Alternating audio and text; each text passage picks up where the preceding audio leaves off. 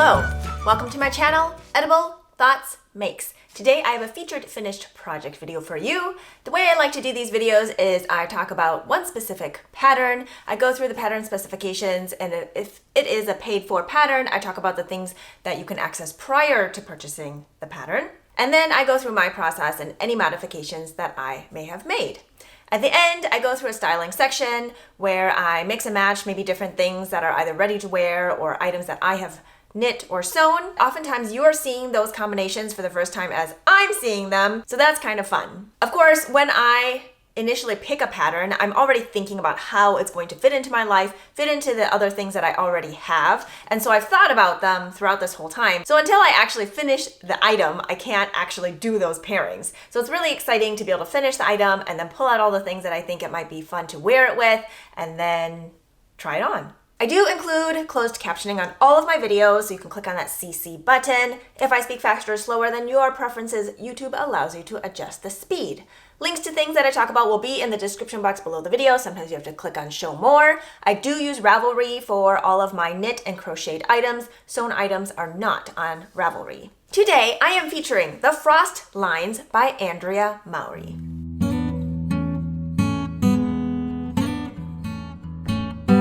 I hope you enjoyed the garden bouquet. We have some light pink peonies, some magenta peonies, and some yellow iris. These come from our garden. I love them so much. The season of flowers blooming in the garden just make me so happy. And yeah, so these are the latest bouquet.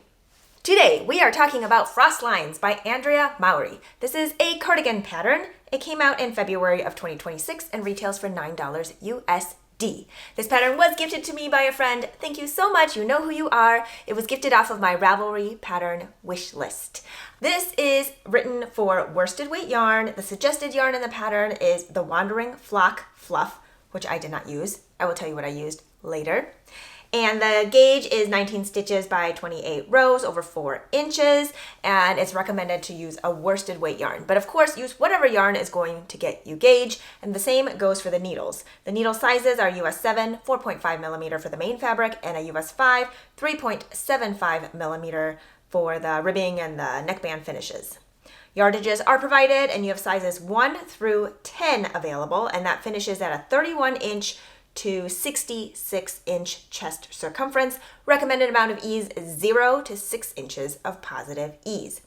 The designer does mention that she is 5 foot 5 inches. She's wearing a size 3 with approximately 5 inches of positive ease. I find that information super helpful because how it fits on one person is not necessarily going to be how it fits on everybody else. And besides, if you have a positive ease range of 0 to 6 inches, that's going to fit pretty drastically different on different people depending on what amount of ease they decide to pick. We do get the yardages recommended for each size for each color. You have a main color and 2 contrast colors. I find that super helpful. I really don't like it when patterns only state the grams of how much yarn they used for their sample, because that doesn't help me figure out how much I need to buy for everything else. And oftentimes they're not even going to give you the approximate yardages. Like they'll say you need 300 grams of X yarn, but it'll say that for sizes like 1, 2, 3 before it jumps to 400 grams needed for size 4 or something like that. That's really not helpful for me when I'm trying to purchase yarn or see what I have on hand to see if I can make the pattern. And I'm going to decide all those things prior to purchasing the pattern because I want to know if I can cast on right away or if I need to order yarn or what have you. So you are provided the yardages, and the yardages are also provided for a cropped length version or a full length version. Also super helpful information. You will need buttons for this project, 3 1-inch buttons for the cropped version and 4 1-inch buttons for the full-length version. And the techniques involved in the pattern are a twisted German cast-on, raglan increases, sleeve decreases, stripes, knitting, purling, a double knit button band, buttonholes, and a tubular bind-off. There are currently 361 projects on RAVELRY, and it is in over 650 queues. So if you are looking for some inspiration and RAVELRY is accessible to you, I'd recommend checking out those 361 projects to see if there's something that catches your eye. Also, just to note, in case you don't know about this feature, is that when you search in the projects, you can actually also look at what yarns people use. So let's say you have a specific yarn you want to use, but you're not sure if anybody else has tried it yet. Did it work out for them? Did it not? You can search in the projects for that specific yarn and see if anybody else has used it, see if they wrote any notes about it, how much yardage they use, maybe they're knitting the same size. And so that can be super helpful information as well. This is a top-down cardigan. You have the yoke as a raglan construction. And so you have these increases done at 4 different points throughout the top section of the garment. And what's nice in here is that there is a chart provided per size for what kind of increases you're doing at each section, but I don't believe the stitch counts were provided for each of those, so I wrote those in myself. So I'll just write in the stitch count I'm supposed to start with in each section, stitch count I'm supposed to end with in each section, how many stitches I'm increasing per type of increase throughout, and then I kind of work all those numbers out. That way, if I'm off, like I missed an increase or I did an increase where I wasn't supposed to, I can catch it pretty much right away. I can't remember specifically, but I think for my size, there weren't any increases done on the wrong side. So on the purl side, you are knitting flat. And so I can count how many stitches I have between markers on the purl side to make sure that I did the correct number of increases on the right side of the garment. And then I can just check it off as I go. So I mentioned it's work top down. You then do the body after you finish the top section for the neckline and the shoulder shaping. And then I think I did my sleeves at the end for this one. Oftentimes I'll go knit the sleeves before I finish the body, but because the body is so short on this one, I did knit the cropped length. And because I was juggling a lot of yarn, I was not going to do the sleeves before finishing the body. So I finished the body at the cropped length per pattern, and then I went back and did the sleeves. But I did knit my sleeves 2 at a time on their own separate needles, which is the way I prefer to knit sleeves. That way I don't feel like I'm starting all over again once I finish one sleeve. And because I was playing a bit of very close calculated yarn management, on the first sleeve I did knit until the cuffs, and then I just didn't bind off. And then I went back, sorry, I'm picking out a piece of linen here. And then I went back, knit the other side until I was also at the cuffs, and then just kind of went to see how far I could get to the length that I wanted before I finished both of the cuffs. But I think I'm getting ahead of myself. We are now, I guess, onto my process and my modifications.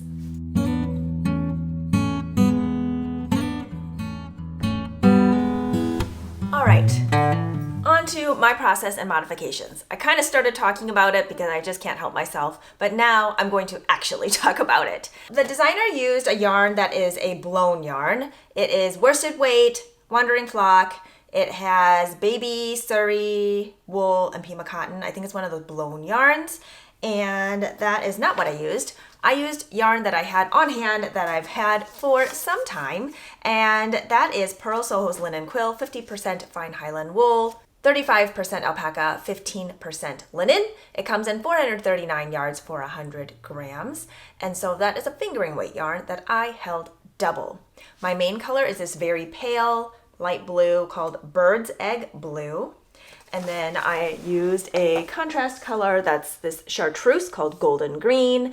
And then I added also this bright pinky coral colored called Bright Flamingo. I think this is a very springy palette, and I calculated the yardages, and I don't know what Andrea Mowry's percentage of leeway is. I was a little nervous because I thought I wasn't going to have enough of the main color, and I knew there were some adjustments that I was going to make that was going to potentially eat up a little more yardage, and so I had to just make sure I kept close watch on my yarn. Future editing Stephanie here. I think I forgot to mention what size I picked to knit. I picked size 3, which finishes at a 38-inch bust circumference, which gives me about 6 inches of positive ease, which is on the upper end of the recommended amount of positive ease. Also, for my main color, I had 2 from the same dye lot and then 1 not from the same dye lot. They were pretty close, but to the eye, they always look kind of close. I knew that holding them together would even that out a little bit in case there was any difference, and so I was also managing that. And to start, I did not have 3 full hanks. I had 261 grams, which is 1,147 yards, which if I divide that in half, because I was holding the yarn double, that would be the equivalent of 574 yards worsted weight. And I think the amount that I needed was approximated to be 650 yards.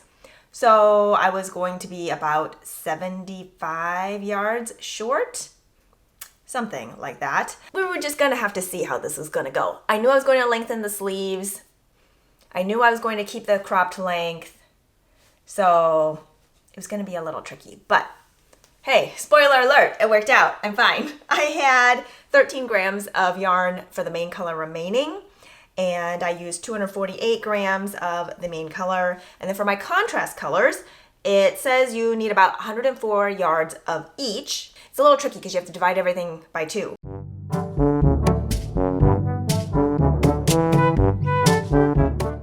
I used 43 grams of the golden green, 72 grams of the bright flamingo, but that's because I used it for my button band. If I were to choose to use the main color for my button band, I would not have had enough of the main color because my button band used, oh, I didn't finish doing the math here, I think about 30 grams. So there was definitely not enough to do the button band. I even considered doing the button band in like multiple different colors and just kind of knit a chunk and then knit another chunk. I think that would be super cool, but it was also my first time doing a double knit button band, so I thought maybe I shouldn't put in too many variables in there on the first time doing it. Maybe next time. Okay, so I gave you all the amounts. When I calculated it in total, it was 93% of the estimated yardage. So I think that's actually pretty good. A lot of designers will buffer in like 10%. I don't know if they'll do 15%. I think 10% is what I've heard in the past. So if I got within 93% of the estimated yardage and I lengthened the sleeves, I think that's pretty good. I did get gauge using the recommended needles, which is US 7, 4.5 millimeter for the main, US 5, 3.75 millimeter for the rib and the button band. However, for the sleeves, I did go up to a US 8 or 5 millimeter needles because small circumference knitting sometimes can make it go smaller, and historically, Andrea Mowry's patterns have sleeves that are a little more fitted.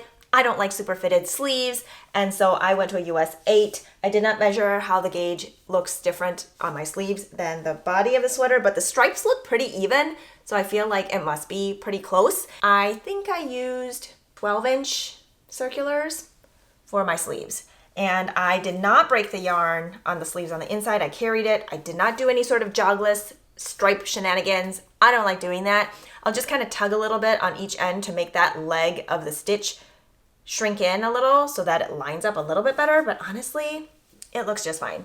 This is the bottom, it's the underarm of my sleeve, and I just carried the contrast colors up. I will say it was a little bit annoying because I was, 1, holding all my yarns double, so I had like 6 strands going at the same time, and 2, you're having to like kind of cross over, and because you're twisting it up as you go, you have to be careful that it doesn't get tangled, so it was definitely not an on-the-go project.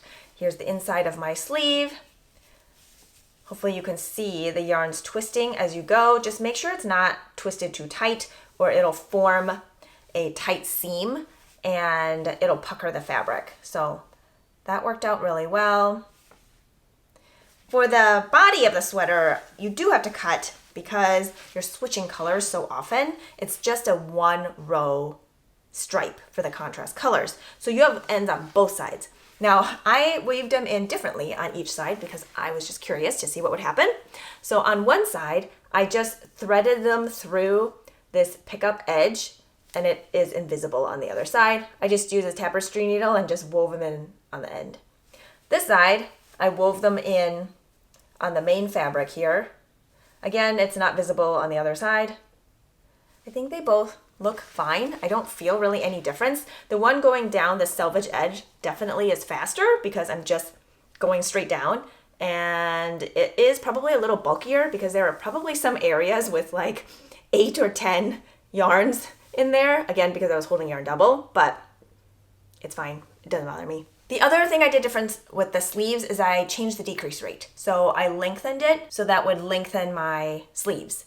Also, I just found the rate of decreases that I picked to be easier to remember. So I would just do it on the last round of the main color, I think, before I changed colors again. So I did that every other stripe, which just made it easy to remember. I put in light bulb stitch markers so I could remember where I was.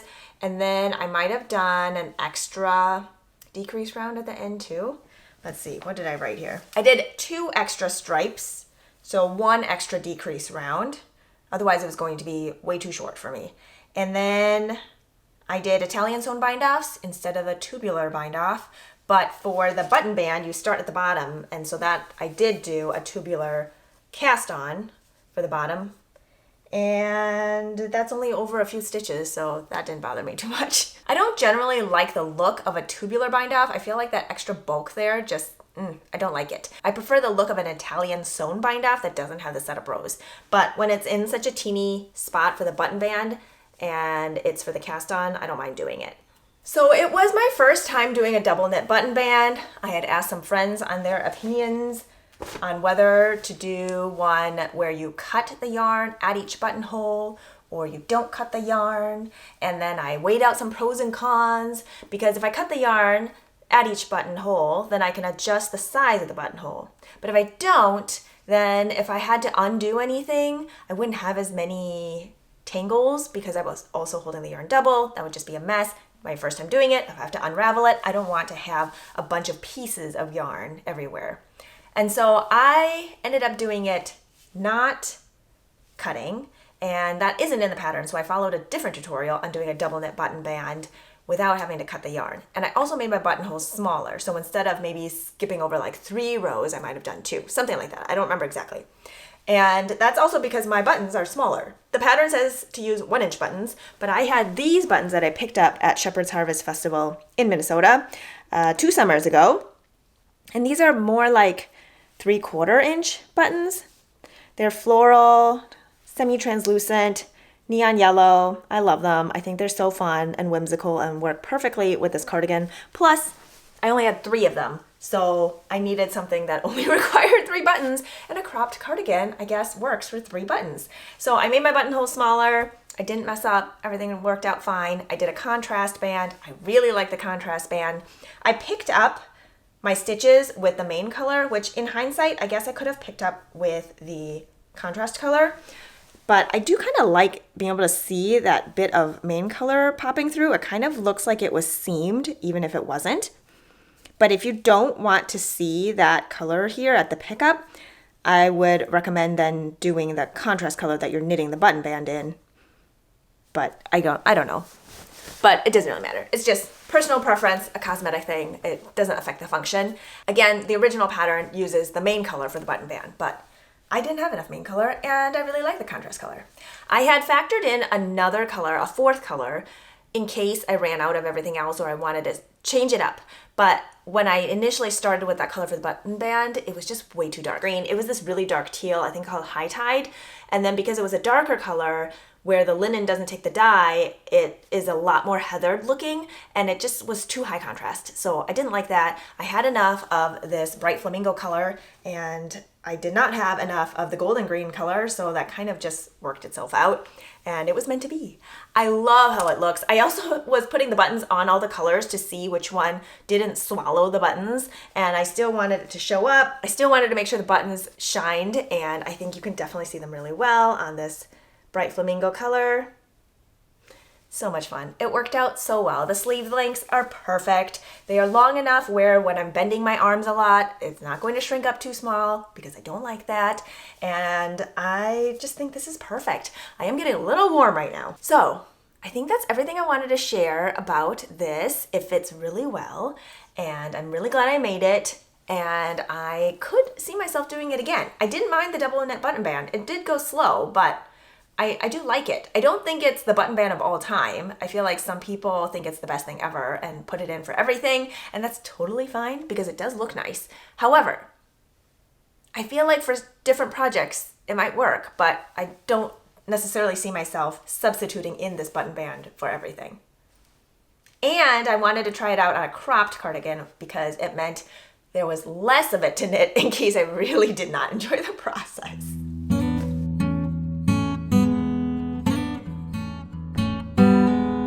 All right, onto the styling portion. I have my step stool, and I've turned the camera vertically. Hopefully you can see everything okay. I have it worn over my Ashton top, which I made last summer. It is a pattern by Helen's Closet, a Canadian pattern company. And I added this peplum look to it, and I love that. I think it works so well. This is 100% linen, and it is a sleeveless top I think it's super fun. I have it worn with June pants, another pattern by Helen's Closet. This is 100% cotton. It has pockets, elastic waist. This is in a peachy gingham. And I think this together looks super fun. And then you throw on the cardigan and it just kind of ties it all together. We've got warm colors, we've got cool colors, we have stripes, we have gingham, we have a little ruffle. So much fun. I think this is a really cute outfit that can go to music summer festivals, that can go to art festivals, that can really just be worn for anything. I would wear this any day. These are some of my favorite earrings by Anne, who is an enamel jewelry maker here in Minnesota. I just love how these colors came together, and now we're going to try on something else. All right, I've put on a pair of dark wash jeans. I wanted to see how this would look with jeans, and I kept the top part the same just to minimize the number of times I'm pulling things up over my head. I'll step on the step stool here. Hopefully you can see that a little bit better.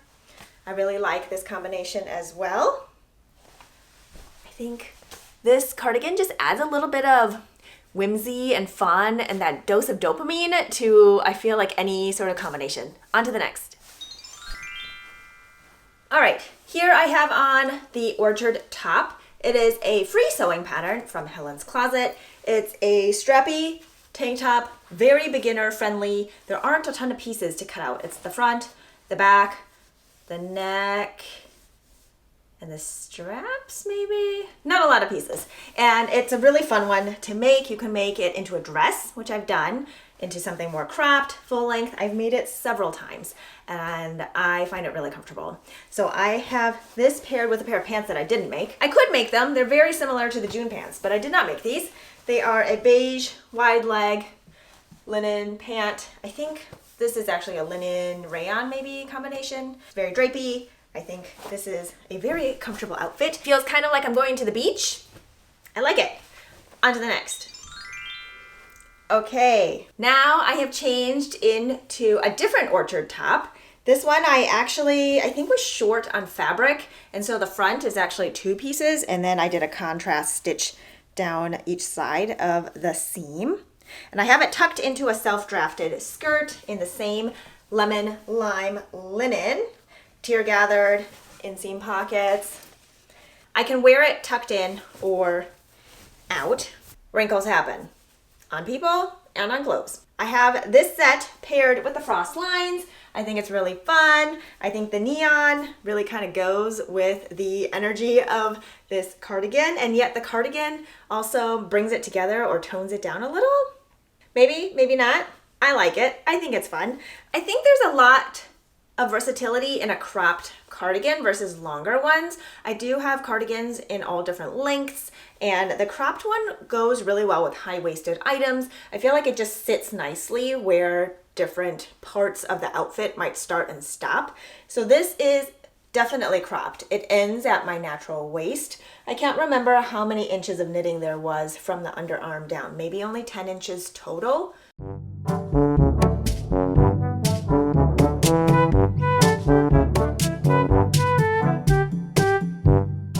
Something like that. And so I find it great to pair with high-waisted pants, skirts, peplums, anything that hits at that natural waist point, it seems to go really well with. So I think that's everything I wanted to share with you today. I hope this video cleared up any questions you might have had about the pattern. As usual, if you have any pattern specific questions, I refer you to the designer for pattern support. I hope you got some ideas for color combinations, how you might wear this item, how it might fit in your life, or maybe how it wouldn't, because that is also important information before you embark on this project and spend all that time and money working on something that you actually probably didn't want. So I'm so glad it turned out. I'm so glad that I had enough yarn to do all the things I wanted to do, to make the sleeve lengths the way I wanted them, to make my button band this beautiful statement. Who knew a button band could be a statement in itself?